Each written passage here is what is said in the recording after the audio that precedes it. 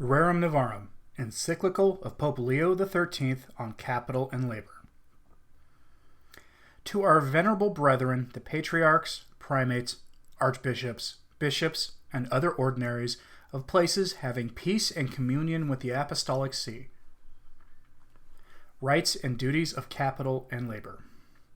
That the spirit of revolutionary change, which has long been disturbing the nations of the world, should have passed beyond the sphere of politics and made its influence felt into the cognate sphere of practical economics is not surprising.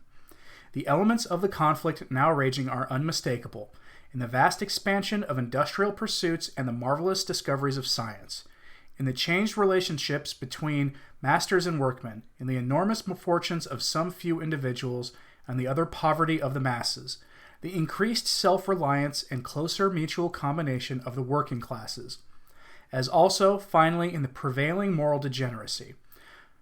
The momentous gravity of the state of things now obtaining fills every mind with painful apprehension.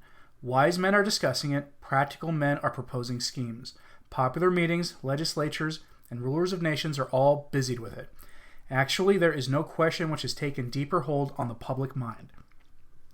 Therefore, venerable brethren, as on former occasions when it seemed opportune to refute false teaching, we have addressed you in the interests of the Church and of the common weal, and have issued letters bearing on political power, human liberty, the Christian constitution of the state, and like matters, so that we thought it expedient now to speak on the condition of the working classes. It is a subject on which we have already touched more than once, incidentally, but in the present letter, the responsibility of the apostolic office urges us to treat the question of set purpose and in detail in order that no misapprehension may exist as to the principles which truth and justice dictate for its settlement. The discussion is not easy, nor is it void of danger. It is no easy matter to define the relative rights and mutual duties of the rich and of the poor, of capital and of labor. And the dangers lie in this, that crafty agitators are intent on making use of these differences of opinion to pervert men's judgments and to stir up the people to revolt.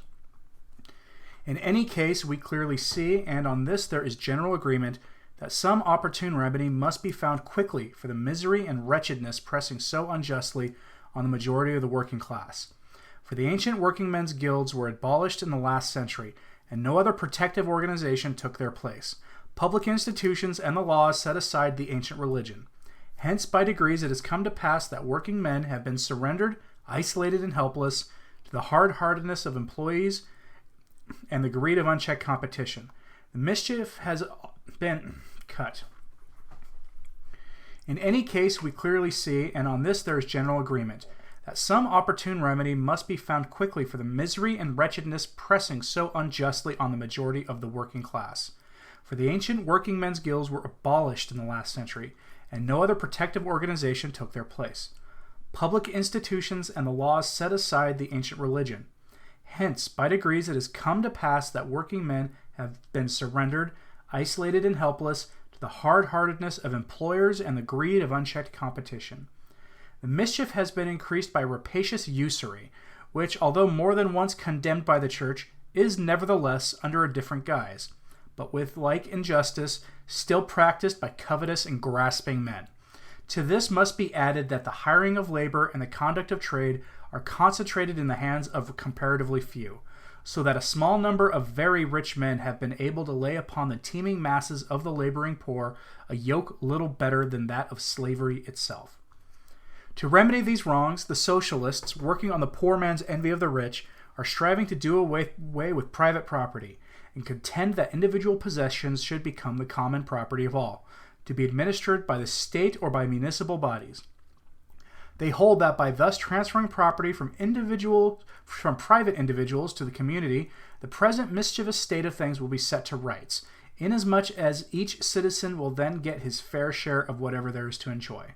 But their contentions are so clearly powerless to end the controversy that were they carried into effect, the working man himself would be among the first to suffer. They are, moreover, emphatically unjust, for they would rob the lawful possessor, distort the functions of the state, and create utter confusion in the community. It is surely undeniable that when a man engages in remunerative labor, the impelling reason and motive of his work is to obtain property, and therefore to hold it as his very own. If one man hires out to another his strength or skill, he does so for the purpose of receiving in return what is necessary for the satisfaction of his needs. He therefore expressly intends to acquire a right full and real, not only to the remuneration, but also to the disposal of such remuneration, just as he pleases.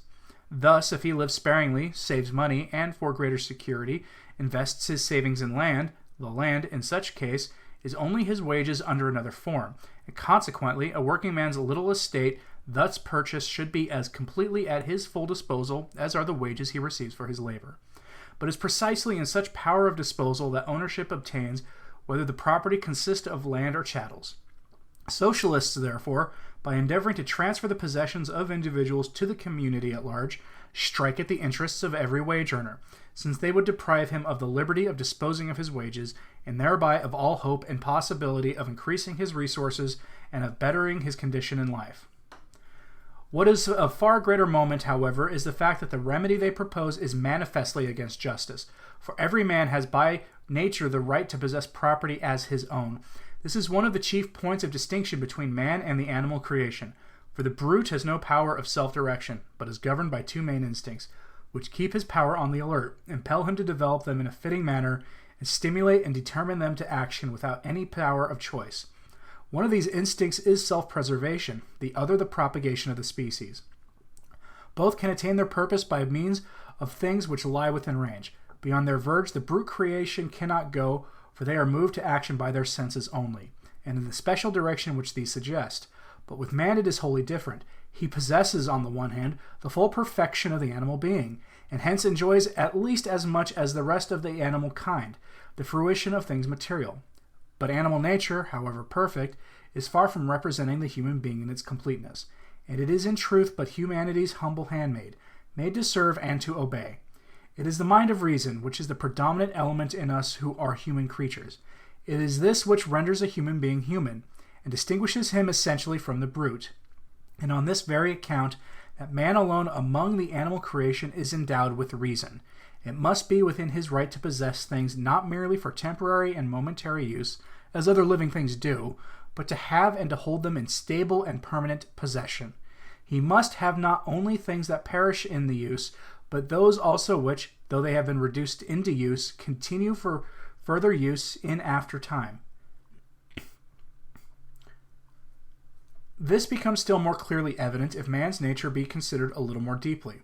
For man, fathoming by his faculty of reason matters without number, linking the future with the present, and being master of his own acts, guides his way under the eternal law and the power of God, whose providence governs all things. Wherefore it is in his power to exercise his choice not only as to matters that regard his present welfare, but also those which he deems may be for his advantage in time yet to come. Hence, man not only should possess the fruits of the earth, but also the very soil, inasmuch as from the produce of the earth he has to lay by provision for the future. Man's needs do not die out, but forever recur. Although satisfied today, they demand fresh supplies for tomorrow. Nature accordingly must be given to man a source that is stable and remaining always with him, for which he might look to draw continual supplies. And this stable condition of things he finds solely in the earth and its fruits. There is no need to bring in the state. Man precedes the state, and possesses, prior to the formation of any state, the right of providing for the substance of his body. The fact that God has given the earth for the use and enjoyment of the whole human race can in no way be a bar to the owning of private property, for God has granted the earth to mankind in general, not in the sense that all without distinction can deal with it as they like, but rather that no part of it was assigned to any one in particular, and that the limits of possession have been left to be fixed by man's own industry, and by the laws of individual races. Moreover, the earth, even though apportioned among private owners, ceases not thereby to minister to the needs of all, inasmuch as there is not one who does not sustain life from that which the land produces. Those who do not possess the soil contribute their labor. Hence it may be truly said that all human subsistence is derived either from labor on one's own land or from some toil, some calling, which is paid for either in the produce of the land itself or in that which is exchanged for what the land brings forth. Here again we have further proof that private ownership is in accordance with the law of nature. Truly that which is required for the preservation of life and for life's well-being is produced in great abundance from the soil, but not until man has brought it into cultivation and expended upon it his solicitude and skill. Now when man thus turns the activity of his mind and the strength of his body towards procuring the fruits of nature, by such act he makes his own portion of nature's field which he cultivates, that portion on which he leaves, as it were, the impress of his personality. And it cannot be just that he should possess that portion as his very own, and have a right to hold it without anyone being justified in violating that right. So strong and convincing are these arguments that it seems amazing that some should now be setting up anew certain obsolete opinions in opposition to what is here laid down. They assert that it is right for private persons to have the use of the soil and its various fruits, but that it is unjust for anyone to possess outright either the land on which he has built or the estate which he has brought under cultivation. But those who deny these rights do not perceive that they are defrauding man of what his own labor has produced.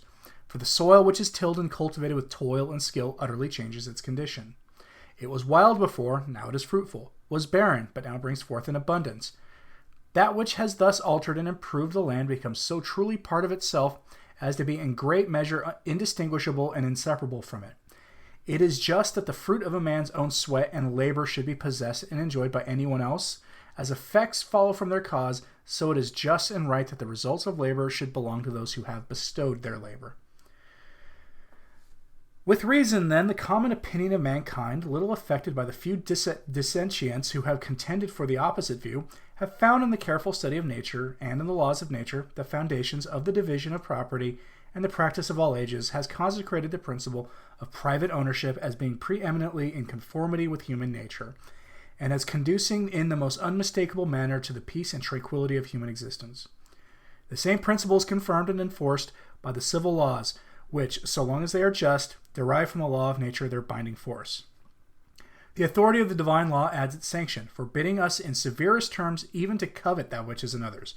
Thou shalt not covet thy neighbor's wife, nor his house, nor his field, nor his manservant, nor his maidservant, nor his ox, nor his ass, nor anything that is his. The right here spoken of, belonging to each individual man, are seen in much stronger light when considered in relation to the man's social and domestic obligations. In choosing a state of life, it is indisputable that all are at full liberty to follow the counsel of Jesus Christ as to observing virginity, or to bind themselves by the marriage tie. No human law can abolish the natural and original right of marriage, nor in any way limit the chief and principal purpose of marriage ordained by God's authority from the beginning, increase and multiply. Hence we have the family, the society of a man's house, a society very small, one must admit, but nonetheless a true society, and one older than any state. Consequently, it has rights and duties peculiar to itself, which are quite independent of the state. That right to property, therefore, which has been proved to belong naturally to individual persons, must in likewise belong to a man in his capacity of head of a family. Nay, that right is all the stronger in proportion as the human person receives a wider extension in the family group. It is a most sacred law of nature that a father should provide food and all necessaries for those whom he has begotten. And similarly, it is natural that he should wish that his children, who carry on, so to speak, and continue his personality, should be by him provided with all that is needful to enable them to keep themselves decently from want and misery amid the uncertainties of this moral life. Now, in no other way can a father effect this except by the ownership of productive property, which he can transmit to his children by inheritance. A family, no less than a state, is, as we have said, a true society, governed by an authority peculiar to itself, that is to say, by the authority of the father. Provided, therefore, the limits which are prescribed by the very purposes for which it exists be not transgressed, the family has at least equal rights with the state in the choice and pursuit of the things needful to its preservation and its just liberty. We say at least equal rights, for inasmuch as the domestic household is antecedent, as well as in idea as in fact, to the gathering of men into a community, the family must necessarily have rights and duties which are prior to those of the community, and founded more immediately in nature. If the families on entering into association and fellowship were to experience hindrance in a commonwealth instead of help, and were to find their rights attacked instead of being upheld, society would rightly be an object of detestation rather than of desire.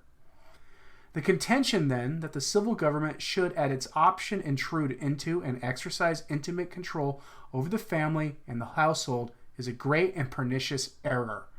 True, if a family finds itself in exceeding distress, utterly deprived of the counsel of friends, and without any prospect of extricating itself, it is right that extreme necessity be met by public aid, since each family is a part of the commonwealth.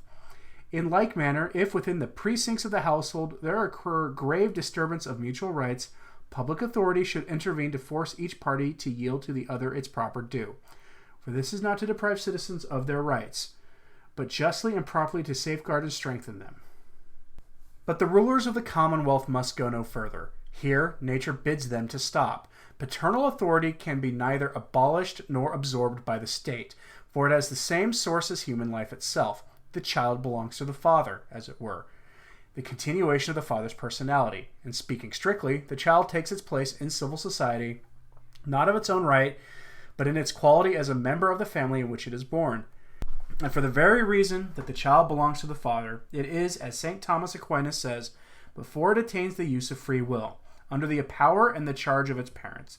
The socialists, therefore, in setting aside the parent and setting up a state supervision, are act against natural justice and destroy the structure of the home. And in addition to injustice, it is not only too evident what an upset and disturbance there would be in all classes, to how intolerable and hateful a slavery citizens would be subjected. The door would be thrown open to envy, to mutual invective, and to discord. The sources of wealth themselves would run dry, for no one would have any interest in exerting his talents or his industry.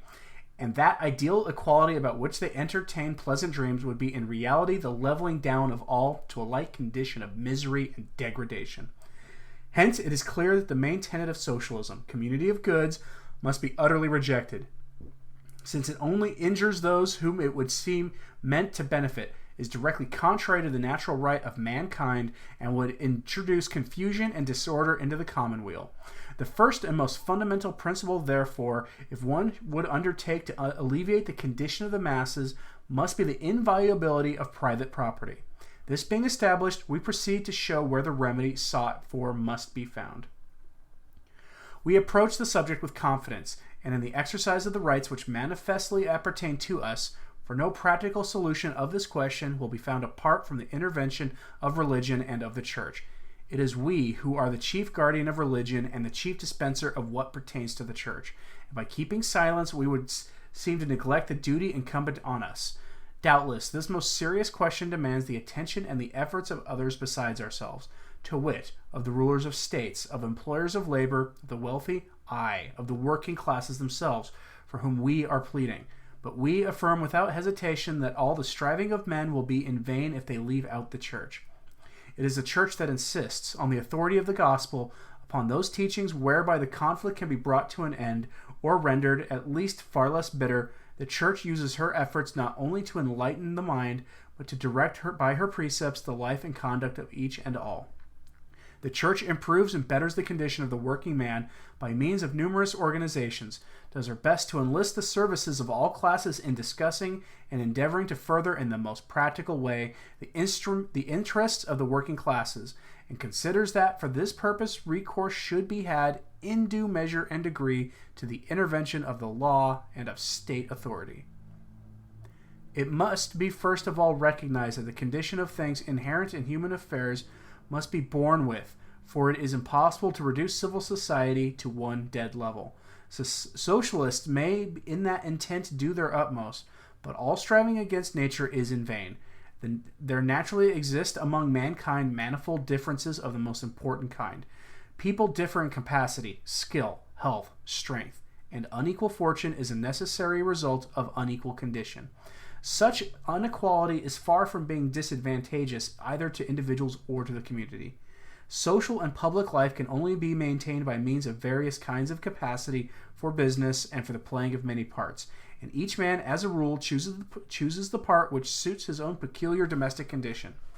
As regards bodily labor, even had man never fallen from the state of innocence, he would not have remained wholly idle, but that which would then have been his free choice and his delight became afterwards compulsory, and the painful expiation for his disobedience.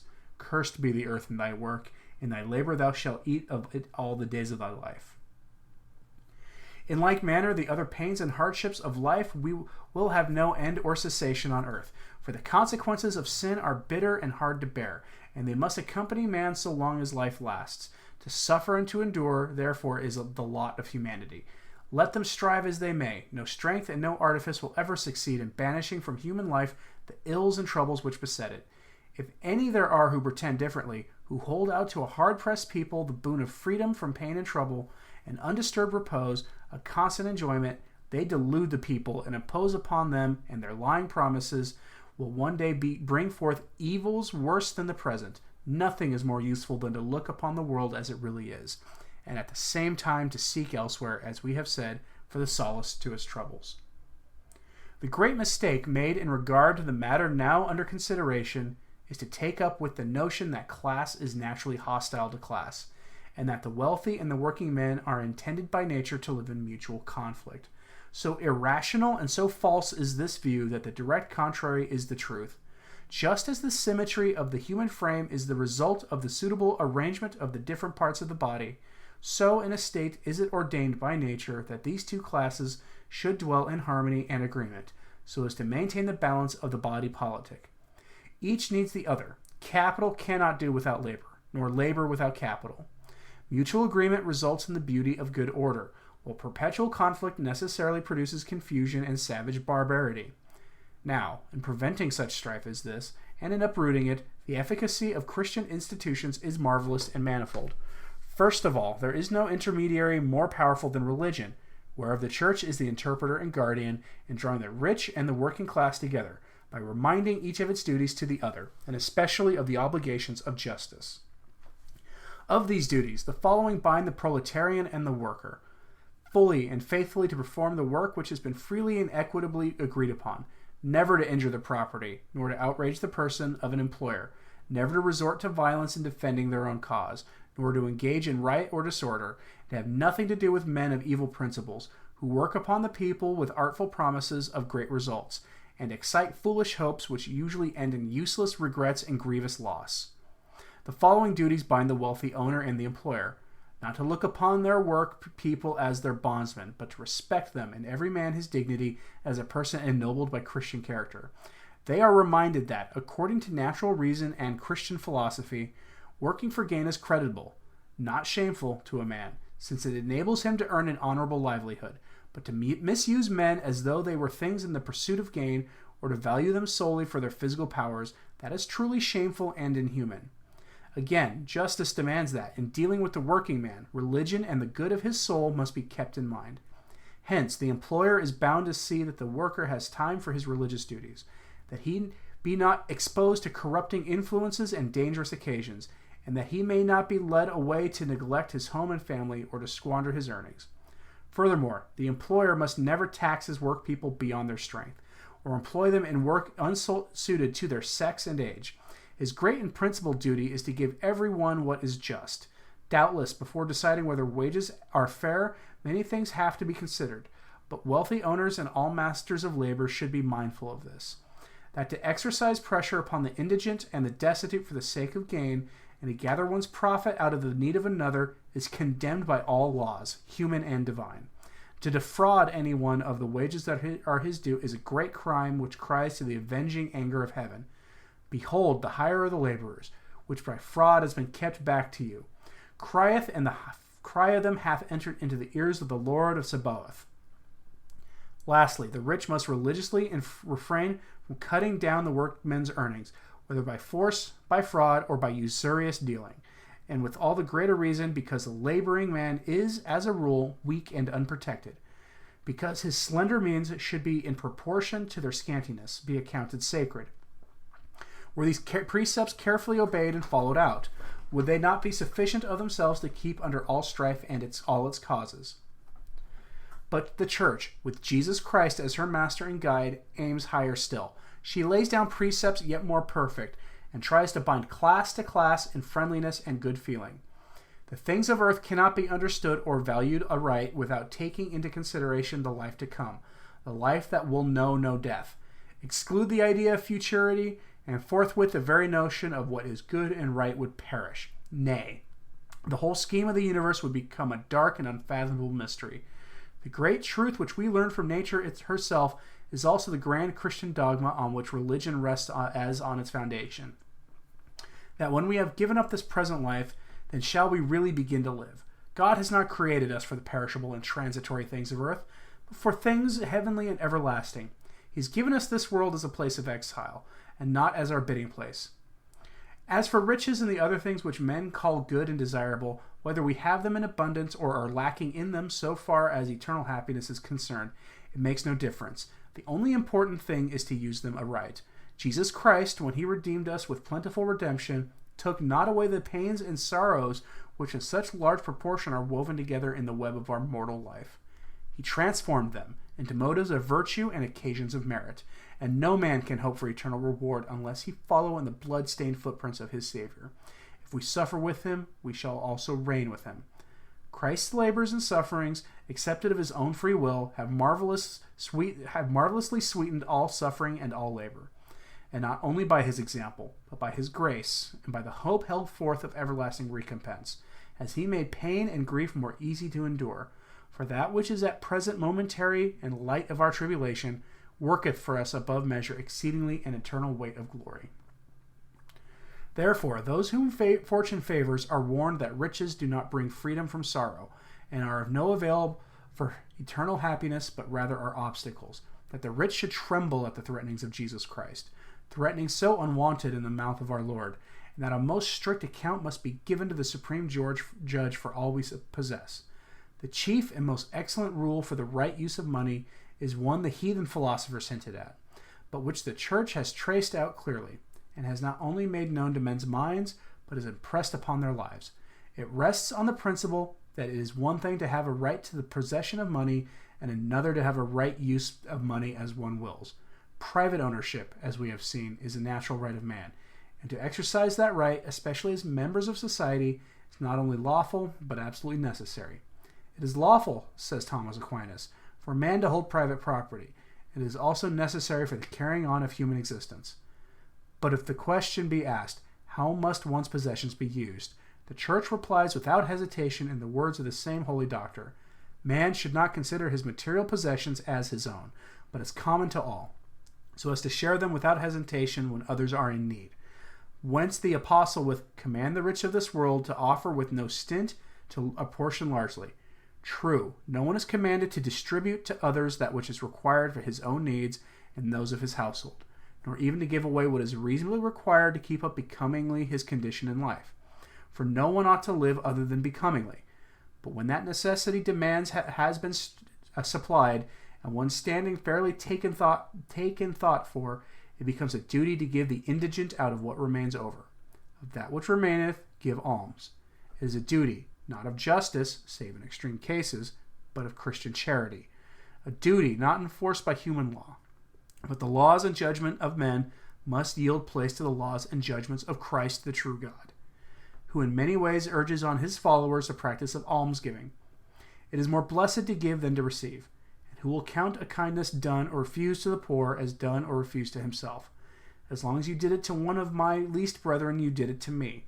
To sum up then what has been said, whoever has received from the divine bounty a large share of temporal blessings, whether they be external and material, or gifts of the mind, has received them for the purpose of using them for the perfecting of his own nature, and at the same time that he may employ them as the steward of God's providence for the benefit of others. He that hath a talent, said St. Gregory the Great, let him see that he hide it not. He that hath abundance, let him quicken himself to mercy and generosity. He that hath art and skill, let him do his best to share the use and the utility hereof with his neighbor. As for those who possess not the gifts of fortune, they are taught by the Church that in God's sight poverty is no disgrace, and that there is nothing to be ashamed of in earning bread by labor.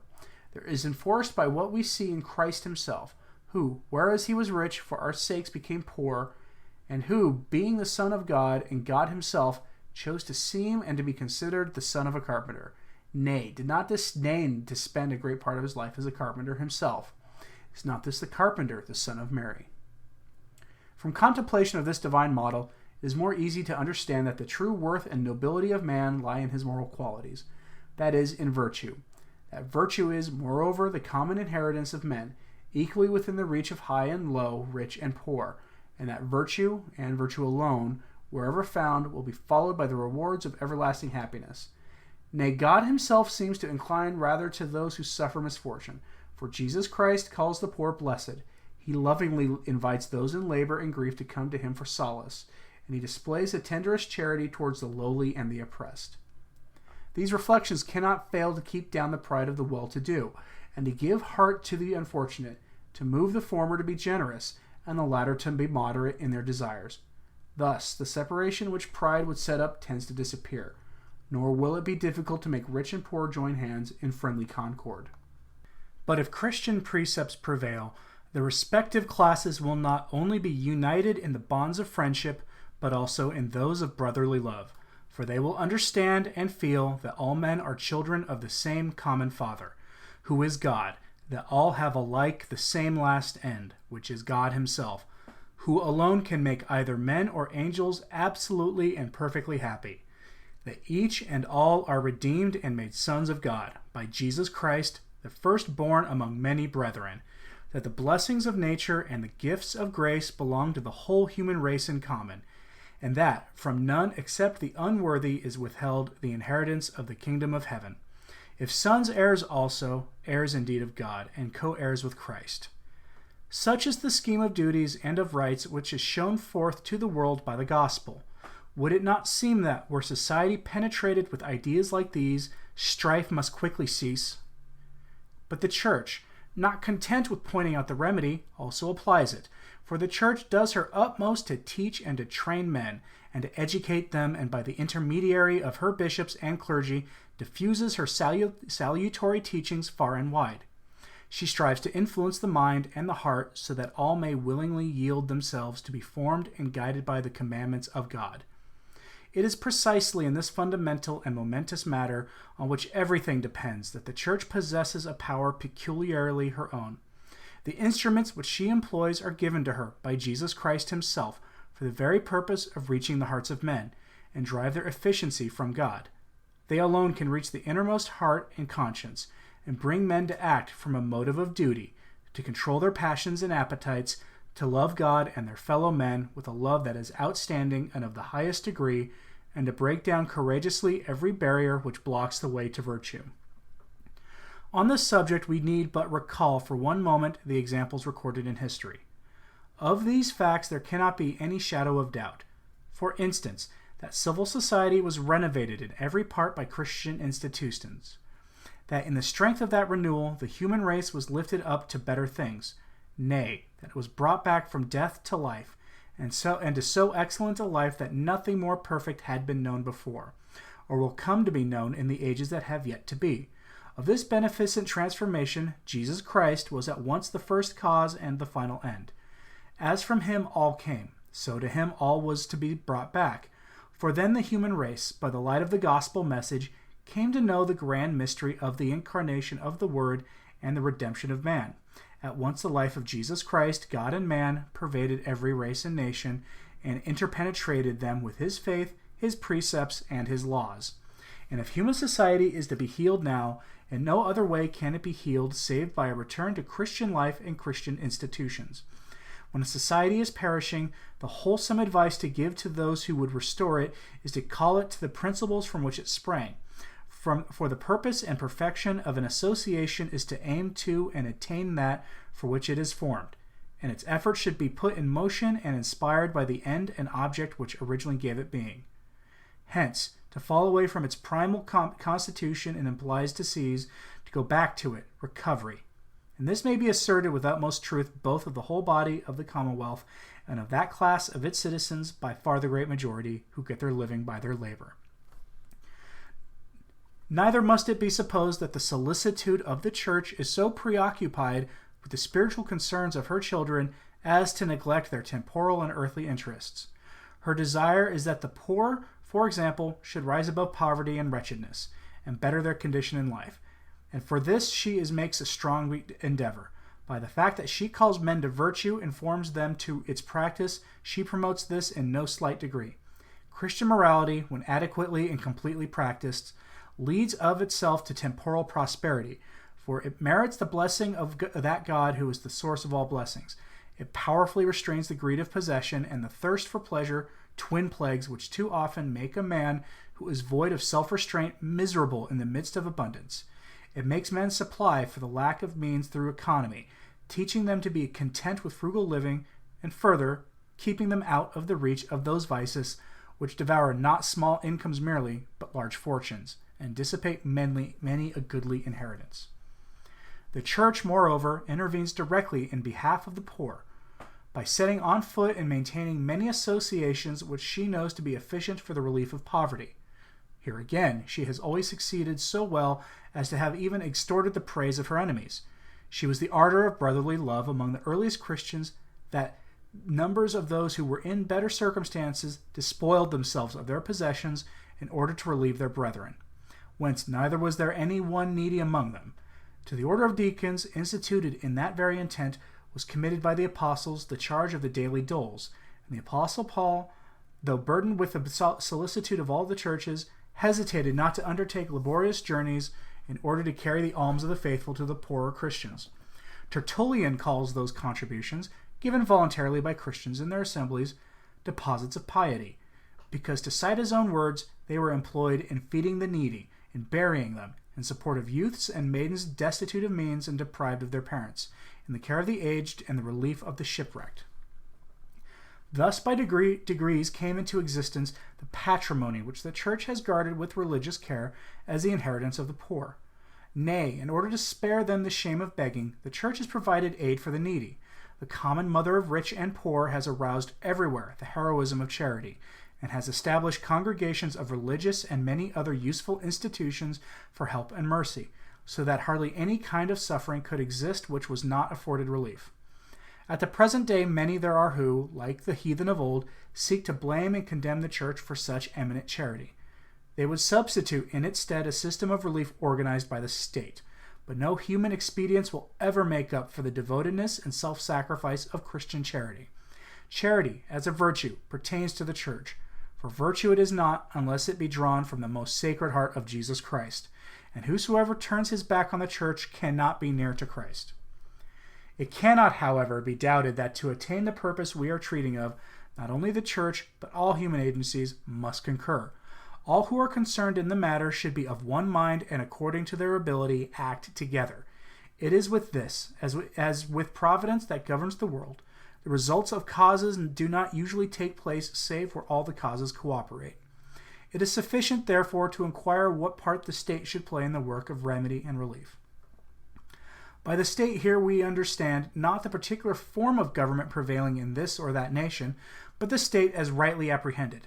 That is to say, any government conformable in its institutions to right reason and natural law, and to those dictates of the divine wisdom which we have expounded in the Encyclical on the Christian constitution of the state. The foremost duty, therefore, of the rulers of the state should be to make sure that the laws and institutions, the general character and administration of the Commonwealth, shall be such as of themselves to realize public well-being and private prosperity. This is the proper scope of wise statesmanship, and is the work of the rulers. Now a state chiefly prospers and thrives through moral rule, well-regulated family life, respect for religion and justice, the moderation and fair imposing of public taxes, the progress of the arts and of trade, the abundant yield of the land through everything. In fact, that which makes the citizens better and happier. Hereby, then, it lies in the power of a ruler to benefit every class in the state, and amongst the rest to promote to the utmost the interests of the poor, and in this virtue of his office, without being open to the suspicion of undue interference, since it is the province of the Commonwealth to serve the common good. And the more that it is done for the benefit of the working classes by the general laws of the country, the less need will there be to seek for special means to relieve them. There is another and deeper consideration which must not be lost sight of. As regards the state, the interests of all, whether high or low, are equal. The members of the working classes are citizens by nature and by the same right as the rich. They are real parts, living the life which makes up, through the family, the body of the Commonwealth, and it need hardly be said that they are in every city very largely in the majority. It would be irrational to neglect one portion of the citizens and favor another, and therefore the public administration must duly and solicitously provide for the welfare and the comfort of the working classes. Otherwise, that law of justice will be violated which ordains that each man shall have his due. To cite the words of St. Thomas Aquinas, as the part and the whole are in a certain sense identical, so that which belongs to the whole in a sense belongs to the part. Among the many and grave duties of rulers who would do their best for the people, the first and chief is to act with strict justice, with that justice which is called distributive, toward each and every class alike. But although all citizens, without exception, can and ought to contribute to that common good in which individuals share so advantageously to themselves, yet it should not be supposed that all can contribute in the like way and to the same extent. No matter what changes may occur in some forms of government, there will ever be differences and inequalities in condition of the state. Society cannot exist or be conceived of without them. Some there must be who devote themselves to the work of the commonwealth, who make the laws or administer justice, or whose advice and authority govern the nation in times of peace and defend it in war. Such men clearly occupy the foremost place in the state and should be held in the highest estimation, for their work concerns most nearly and effectively the general interest of the community. Those who labor at a trade or calling do not promote the general welfare in such measures as this, but they benefit the nation, if less directly, in a most important manner. We have insisted, it is true, that since the end of society is to make men better, the chief good that society can possess is virtue. Nevertheless, it is the business of a well-constituted body politic to see to the provision of those material and external helps, the use of which is necessary to virtuous action. Now, for the provision of such commodities, the labor of the working class, the exercise of their skill, and the employment of their strength in the cultivation of the land and in the workshops of trade, is especially responsible and quite indispensable. Indeed, their cooperation is in this respect so important that it may be truly said that it is only by the labor of working men that states grow rich. Justice therefore demands that the interests of the working classes should be carefully watched over by the administration, so that they who contribute so largely to the advantage of the community may themselves share in the benefits which they create, that being housed, clothed, and bodily fit, they may find their life less hard and more endurable. It follows that whatever shall appear to prove conducive to the well-being of those who work should obtain favorable consideration. There is no fear that solicitude of this kind will be harmful to any interest. On the contrary, it will be to the advantage of all, for it cannot be but good for the commonwealth to shield from misery those on whom it so largely depends for the things that it needs. We have said that the state must not absorb the individual or the family. Both should be allowed free and untrammeled action so far as is consistent with the common good and the interest of others. Rulers should, nevertheless, anxiously safeguard the community and all its members. The community, because the conservation thereof is so emphatically the business of the supreme power, that the safety of the commonwealth is not only the first law, but it is a government's whole reason of existence. And the members, because both philosophy and the gospel concur in laying down that the object of the government of the state should be, not the advantage of the ruler, but the benefit of those over whom he is placed. As the power to rule comes from God, and is, as it were, a participation in his, the highest of all sovereignties, it should be exercised as the power of God is exercised, with a fatherly solicitude which not only guides the whole, but reaches also individuals. Whenever the general interest or any particular class suffers, it is threatened with harm, which can in no other way be met or prevented. The public authority must step in to deal with it. Now it is to the interests of the community, as well as of the individual, that peace and good order should be maintained, that all things should be carried on in accordance with God's laws and those of nature, that the discipline of family life should be observed and that religion should be obeyed, that a high standard of morality should prevail, both in public and private life, that justice should be held sacred and that no one should injure another with impunity, that the members of the commonwealth should grow up to man's estate strong and robust and capable, if need be, of guarding and defending their country. If by a strike of workers or concerted interruption of work there should be imminent danger of disturbance to the public peace, or if circumstances were such as that among the working class the ties of family life were relaxed, if a religion found to suffer through the workers not having time and opportunity afforded to them to practice its duties, if in workshops and factories there were danger to morals through the mixing of sexes or from other harmful occasions of evil, or if the employers laid burdens upon their workmen which were unjust, or degraded them with conditions repugnant to their dignity as human beings.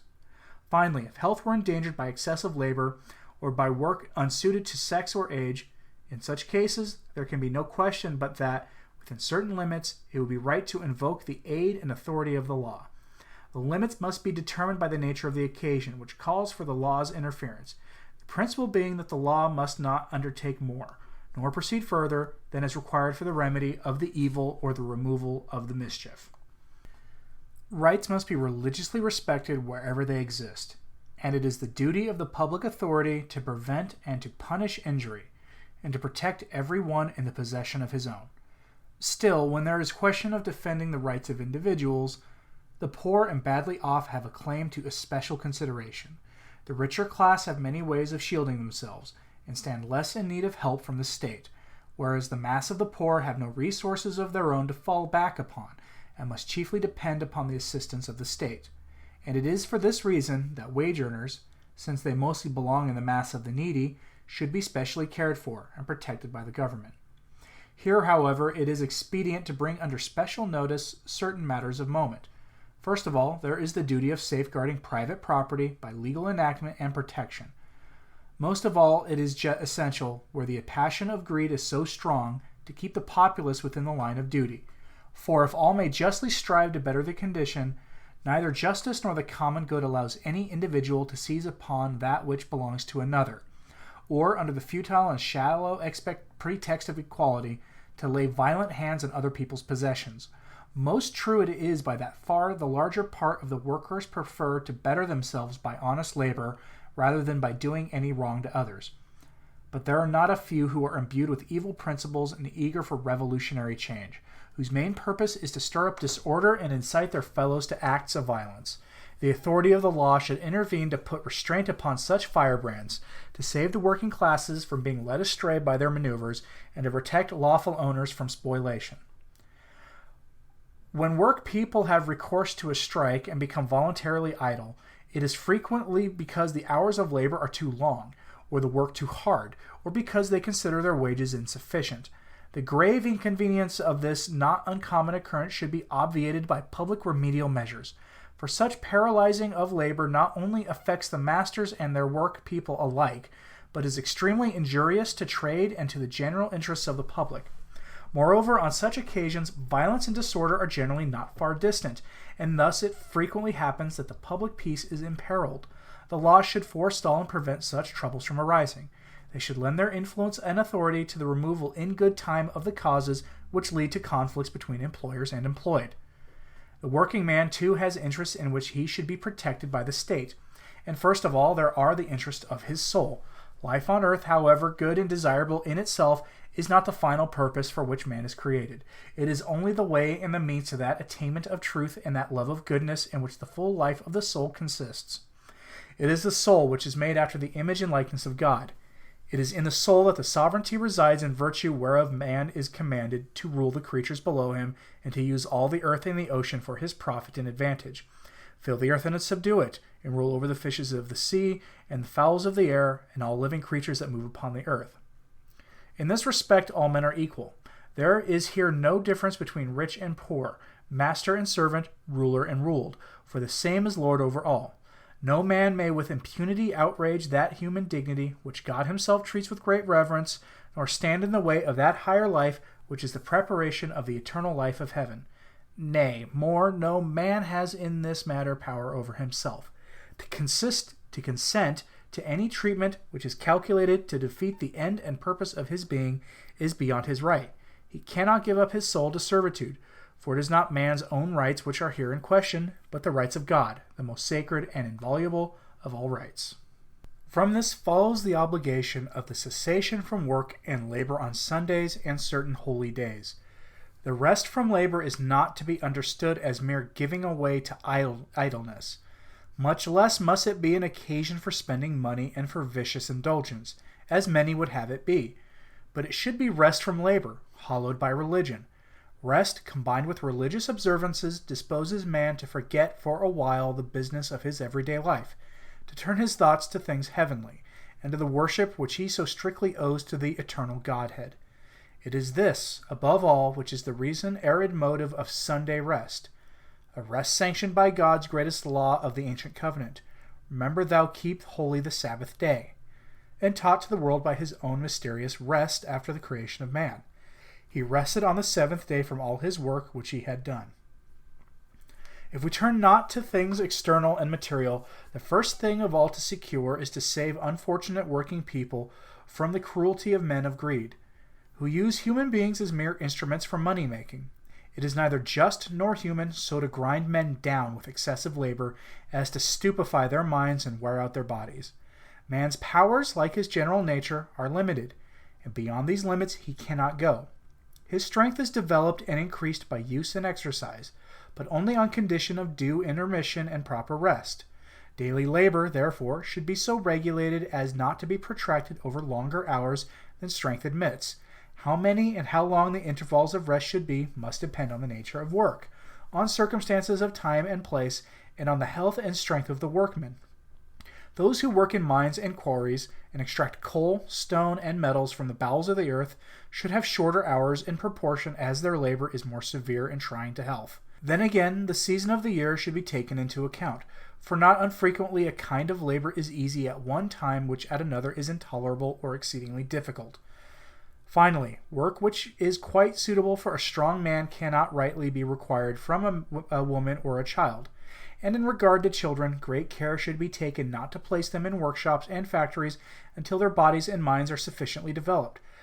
For just as rough weather destroys the buds of spring, so does too an early experience of life's hard toll blight the young promise of a child's faculties, and render any true education impossible.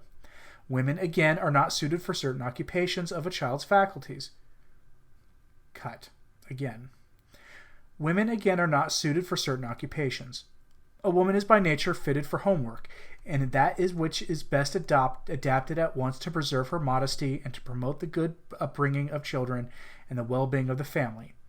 As a general principle, it may be laid down that a workman ought to have leisure and rest proportionate to the wear and tear of his strength, for waste of strength must be repaired by cessation from hard work.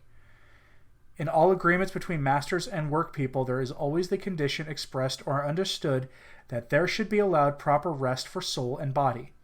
To agree in any other sense would be against what is right and just, for it can never be just or right to require on the one side, or to promise on the other, the giving up of those duties which a man owes to his God and to himself. We now approach a subject of great importance, and one in respect of which, if extremes are to be avoided, right notions are absolutely necessary.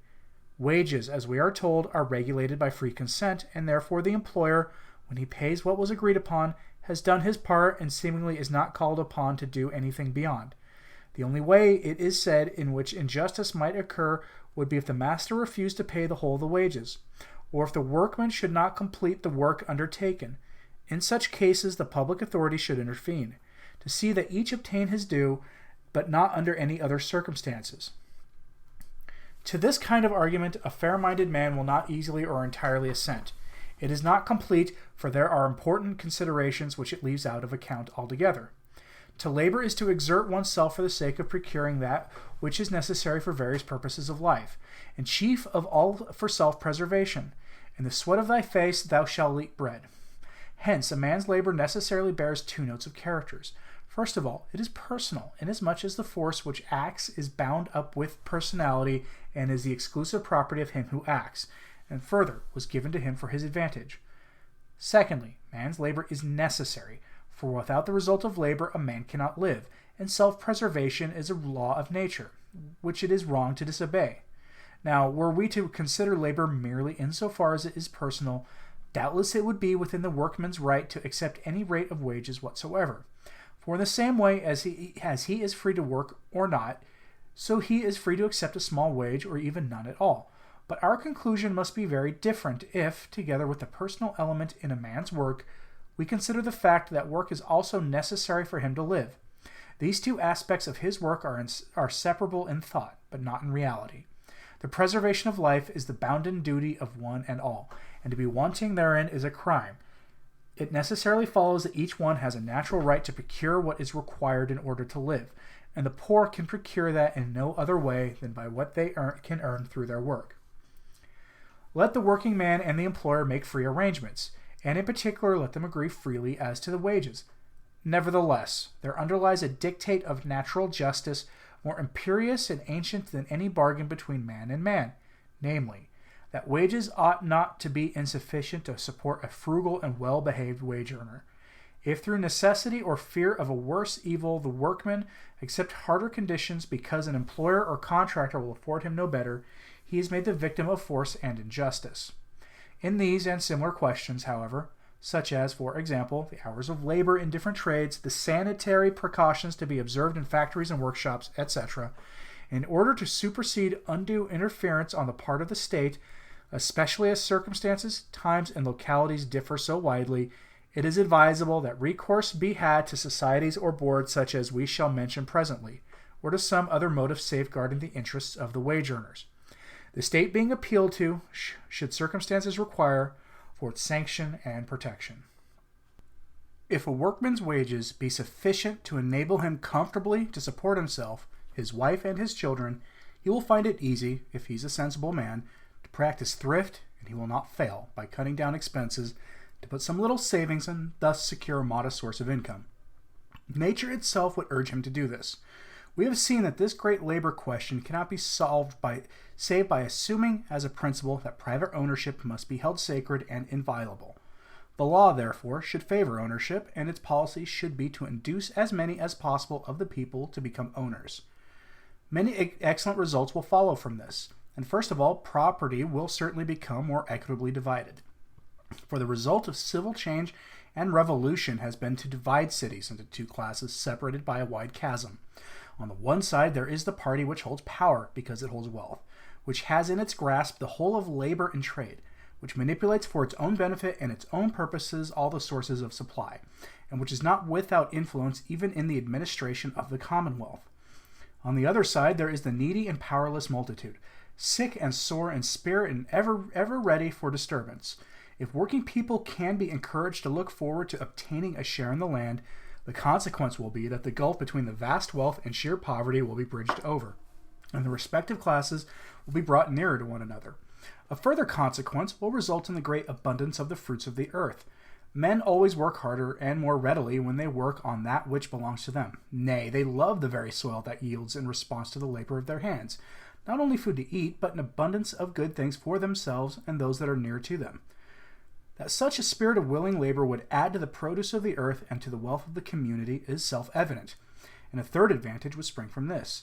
Men would cling to the country in which they were born, for no one would exchange his country for a foreign land if his own afforded him the means of living a decent and happy life. These three important benefits, however, can be reckoned on only provided that a man's means be not drained and exhausted by excessive taxation. That right to possess private property is derived from nature, not from man, and the state has the right to control its use in the interests of the public good alone, but by no means to absorb it altogether. The state would therefore be unjust and cruel if under the name of taxation it were to deprive the private owner of more than his fare. In the last place, employers and workmen may of themselves effect much in the matter we are treating by means of such associations and organizations as afford opportune aid to those who are in distress, and which draw the two classes more closely together. Among these may be enumerated societies for mutual help, various benevolent foundations established by private persons to provide for the workman and for his widow or his orphans in cases of sudden calamity, in sickness, and in the event of death, and institutions for the welfare of boys and girls, young people, and those more advanced in years. The most important of all are working men's unions, for these virtually include all the rest. History attests what excellent results were brought about by the artificers' guilds of olden times. They were the means of affording not only many advantages to the workmen, but in no small degree of promoting the advancement of art, as numerous monuments remain to bear witness. Such unions should be suited to the requirements of this our age, an age of wider education, of different habits, and of far more numerous requirements in daily life. It is gratifying to know that there are actually in existence not a few associations of this nature, consisting either of workmen alone or of workmen and employers together, but it were greatly to be desired that they should become more numerous and more efficient. We have spoken of them more than once, yet it will be well to explain here how notably they are needed, to show that they exist of their own right and what should be their organization and their mode of action. The consciousness of his own weakness urges man to call in aid from without. We read in the pages of Holy Writ, "It is better that two should be together than one, for they have the advantage of their society. If one fall, he shall be supported by the other. Woe to him that is alone, for when he falleth, he hath none to lift him up." And further, "A brother that is helped by his brother is like a strong city." It is this natural impulse which binds men together in civil society, and it likewise this which leads them to join society in associations which are, if true, lesser and not independent societies, but nevertheless real societies.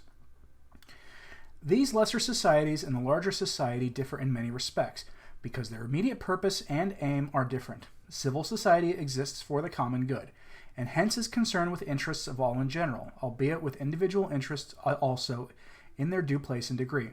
It is therefore called a public society, because by its agency, as St. Thomas of Aquinas says, men establish relations in common with one another in setting up of a commonwealth. But societies which are formed in the bosom of the commonwealth are styled private, and rightly so, since their immediate purpose is the private advantage of the associates. Now, a private society, says St. Thomas again, is one which is formed for the purpose of carrying out private objects, as when two or three enter into a partnership with the view of trading in common. Private societies, then, although they exist within the public body and are severally part of the commonwealth, cannot nevertheless be absolutely, and as such, prohibited by public authority. For to enter into a society of this kind is the natural right of man, and the state has for its office to protect natural rights, not to destroy them, and if it forbids citizens to form associations, it contradicts the very principle of its own existence, for both they and it exist in virtue of the like principle, namely, the natural tendency of man to dwell in society. There are occasions, doubtless, when it is fitting that the law should intervene to prevent certain associations, as when men join together for purposes which are evidently bad, unlawful, or dangerous to the state. In such cases, public authority may justly forbid the formation of such associations and may dissolve them if they already exist. But every precaution should be taken not to violate the rights of individuals, not to impose unreasonable regulations under pretense of public benefit. For laws only bind when they are in accordance with right reason, and hence with the eternal law of God. And here we are reminded of the confraternities, societies, and religious orders which have arisen by the Church's authority and the piety of Christian men. The annals of every nation down to our own days bear witness to what they have accomplished for the human race. It is indisputable that on grounds of reason alone, such associations, being perfectly blameless in their objects, possess the sanction of the law of nature. In the religious aspect, they claim rightly to be responsible to the Church alone. The rulers of the state accordingly have no rights over them, nor can they claim any share in their control. On the contrary, it is the duty of the state to respect and cherish them, and if need be, to defend them from attack. It is notorious that a very different course has been followed, more especially in our own times. In many places, the state authorities have laid violent hands on these communities and committed manifold injustice against them. It has placed them under control of the civil law, taken away their rights as corporate bodies, and despoiled them of their property. In such property, the Church had her rights. Each member of the body had his or her rights, and there were also the rights of those who had founded or endowed these communities for its definite purpose, and furthermore of those for whose benefit and assistance they had their being. Therefore, we cannot refrain from complaining of such spoliation as unjust and fraught with evil results. With all the more reason do we complain because, at the very time when the law proclaims that association is free to all, we see that Catholic societies, however peaceful and useful, are hampered in every way, whereas the utmost liberty is conceded to individuals whose purposes are at once hurtful to religion and dangerous to the commonwealth. Associations of every kind, and especially those of working men, are now far more common than heretofore. As regards many of these, there is no need at present to inquire whence they spring, what are their objects, or what the means they imply. Now, there is a good deal of evidence in favor of the opinion that many of these societies are in the hands of secret leaders, and are managed on principles ill, according with Christianity and the public well-being, and that they do their utmost to get within their grasp the whole field of labor, and force working men either to join them or to starve. Under these circumstances, Christian working men must do one of two things: either join associations in which their religion will be exposed to peril, or form associations among themselves and unite their forces so as to shake off courageously the yoke of so unrighteous and intolerable an oppression. No one does not wish to expose man's chief good to extreme risk will for a moment hesitate to say that the second alternative should by all means be adopted. Those Catholics are worthy of praise, and they are not a few, who, understanding what the times require, have striven by various understandings and endeavors to better the condition of the working class by rightful means. They have taken up the cause of the working man, and they have spared no effort to better the condition both of families and individuals. To infuse a spirit of equity into the mutual relations of employers and employed, to keep before the eyes of both classes the precepts of duty and the laws of the gospel, that gospel which, by inculcating self-restraint, keeps men within the bounds of moderation, and tends to establish harmony among the divergent interests and the various classes which compose the body politic. It is with such ends in view that we see men of eminence meeting together for discussion, for the promotion of concerted action, and for practical work. Others, again, strive to unite working men of various grades into associations, help them with their advice and means, and enable them to obtain fitting and profitable employment. The bishops, on their part, bestow their ready goodwill and support, and with their approval and guidance, many members of the clergy, both secular and regular, labor assiduously in behalf of the spiritual interest of the members of such associations. And there are not wanting Catholics blessed with affluence, who have, as it were, cast in their lot with the wage earners, and who have spent large sums in founding and widely spreading benefit and insurance societies, by means of which the working man may without difficulty acquire through his labor not only many present advantages, but also the certainty of honorably support in days to come. How greatly such manifold and earnest activity has benefited the community at large is too well known to require us to dwell upon it. We find therein grounds for most cheering hope in the future, provided always that the associations we have described continue to grow and spread, and are well and wisely administered. The state should watch over those societies of citizens banded together in accordance with their rights, but it should not thrust itself into their peculiar concerns and their organizations, for things move and live by the Spirit inspiring them, and may be killed by the rough grasp of a hand from without. In order that an association may be carried on with unity of purpose and harmony of action, its administration and government should be firm and wise. All such societies, being free to exist, have the further right to adopt such rules and organization as may best conduce to the attainment of their respective objects. We do not judge it possible to enter into minute particulars touching the subject of organization. This must depend on national character, on practice and experience, on the nature and aim of the work to be done, on the scope of the various trades and employments, and on other circumstances of fact and of time, all of which should be carefully considered. To sum up, then, we may lay it down as a general and lasting law that working men's associations should be so organized and governed as to furnish the best and most suitable means for attaining what is aimed at, that is to say, for helping each individual member to better his condition to the utmost, in body, soul, and property. It is clear that they must pay special and chief attention to the duties of religion and morality, and that social betterment should have this chiefly in view. Otherwise, they would lose wholly their special character, and end by becoming little better than those societies which take no account whatever of religion. What advantage can it be to a working man to obtain by means of a society material well-being, if he endangers his soul for lack of spiritual food? What doth it profit a man if he gain the whole world and suffer the loss of his soul? This, as our Lord teaches, is the mark of our character that distinguishes the Christian from the heathen. After all these things do the heathen seek. Seek ye first the kingdom of God and his justice, and all these things shall be added unto you.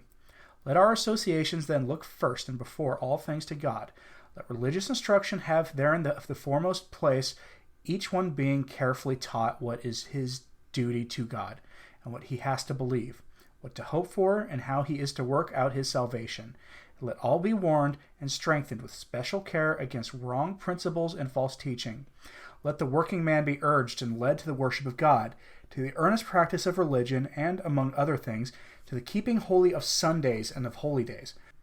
Let him learn to reverence and love Holy Church, the common mother of us all, and hence to obey the precepts of the Church, and to frequent the sacraments, since they are the means ordained by God for obtaining forgiveness of sins and for leading a holy life. The foundations of the organization being thus laid in religion, we next proceed to make clear the relations of the members one to another, in order that they may live together in concord and go forward prosperously, and with good results. The offices and charges of the society should be apportioned for the good of the society itself, and in such mode that difference in degree or standing should not interfere with unanimity and goodwill. It is most important that office bearers be appointed with due prudence and discretion, and each one's charge carefully mapped out, in order that no members may suffer harm. The common funds must be administered with strict honesty, in such a way that a member may receive assistance in proportion to his necessities. The rights and duties of the employers, as compared with the rights and duties of the employed, ought to be the subject of careful consideration. Should it happen that either a master or a workman believes himself injured, nothing would be more desirable than that a committee should be appointed, composed of reliable and capable members of the association, whose duty would be, conformably with the rules of the association, to settle the dispute. Among the several purposes of a society, one should be to try to arrange for a continuous supply of work at all times and seasons, as well as to create a fund out of which the members may be effectually helped in their needs, not only in the cases of accident, but also in sickness, old age, and distress. Such rules and regulations, if willingly obeyed by all, will sufficiently ensure the well-being of the less well-to-do, whilst such mutual associations among Catholics are certain to be productive in no small degree of prosperity to the state. Is it not rash to conjecture the future from the past? Age gives way to age, but the events of one century are wonderfully like those of another, for they are directed by the providence of God, who overrules the course of history in accordance with his purposes in creating the race of man. We are told that it was cast as a reproach on the Christians in the early ages of the Church that the greater number among them had to live by begging or by labor. Yet, destitute though they were of wealth and influence, they ended by winning over to their side the favor of the rich and goodwill of the powerful. They showed themselves industrious, hard-working, assiduous, and peaceful, ruled by justice, and above all, bound together in brotherly love. In presence of such mode of life and such example, prejudice gave way. The tongue of malevolence was silenced, and the lying legends of ancient superstition, little by little, yielded to Christian truth. At the time being, the condition of the working classes is the pressing question of the hour, and nothing can be of higher interest to all classes of the state than that it should be rightly and reasonably settled. But it will be easy for Christian working men to solve it aright if they will form associations, choose wise guilds, and follow on the path which with so much advantage is to themselves and the common weal so trodden by their fathers before them. Prejudice, it is true, is mighty, and so is the greed of money. But if the sense of what is just and rightful be not deliberately stifled, their fellow citizens are sure to be won over to a kindly feeling towards men whom they see to be in earnest as regards their work, and who prefer so unmistakably right dealing to mere lucre, and the sacredness of duty to every other consideration. And further, great advantage would result from the state of things we are describing. There would exist so much more ground for hope, and likelihood even of recalling to a sense of their duty those working men who have either given up their faith altogether, or whose lives are at variance with its precepts. Such men feel in most cases that they have been fooled by empty promises and deceived by false pretexts. They cannot but perceive that their grasping employers too often treat them with great inhumanity and hardly care for them outside the profit their labor brings. And if they belong to any union, it is probably one in which there exists, instead of charity and love, that intestine strife which ever accompanies poverty, when unresigned and unsustained by religion. Broken in spirit and worn down in body, how many of them would gladly free themselves from such galling bondage? But human respect or the dread of starvation makes them tremble to take that step. To such as these Catholic associations are of incalculable service, by helping them out of their difficulties, inviting them to companionship, and receiving the returning wanderers to a haven where they may securely find repose. We have now laid before you, venerable brethren, both who are the persons and what are the means whereby this most arduous question must be solved. Every one should put his hand to the work which falls to his share, and that at once and straightway, lest the evil which is already so great become through delay absolutely beyond remedy. Those who rule the Commonwealth should avail themselves of the laws and institutions of the country. Masters and wealthy owners must be mindful of their duty. The working class, whose interests are at stake, should make every lawful and proper effort. And since religion alone, as we said at the beginning, can avail to destroy the evil at its root, all men should rest persuaded that the main thing needful is to reestablish Christian morals, apart from which all the plans and devices of the wisest will prove of little avail. In regard to the Church, her cooperation will never be found lacking, be the time or the occasion what it may, and she will intervene with all the great effect in proportion as her liberty of action is the most unfettered. Let this be carefully taken to heart by those whose office it is to safeguard the public welfare. Every minister of holy religion must bring to the struggle the full energy of his mind and all his power of endurance. Moved by your authority, venerable brethren, and quickened by your example, they should never cease to urge upon men of every class, upon the high-placed as well as the lowly, the gospel doctrines of Christian life. By every means in their power, they must strive to secure the good of the people, and above all must earnestly cherish in themselves and try to arouse in others charity, the mistress of the Queen of Virtues. For the happy results we all long for must be chiefly brought about by the plenteous outpouring of charity, of that Christian charity which is the fulfilling of the whole gospel law, which is always ready to sacrifice itself for others' sake, and is man's surest antidote against worldly pride and immoderate love of self. That charity whose office is prescribed and whose godlike features are outlined by the Apostle St. Paul in these words: Charity is patient, is kind, seeketh not her own, suffereth all things, endureth all things. On each of you, venerable brethren, and on your clergy and people, as an earnest of God's mercy and a mark of our affection, we lovingly in the Lord bestow the apostolic benediction. Given at St. Peter's in Rome, the 15th day of May, 1891, the 14th year of our pontificate, Pope Leo XIII. A short analysis of Rerum Novarum. Pope Leo XIII wrote this encyclical at a time when massive social, economic, and political changes were causing massive disruptions across the Western world. The Industrial Revolution had come fully to every Western country and had upended the traditional structures of society, causing significant damage to families and destabilizing society.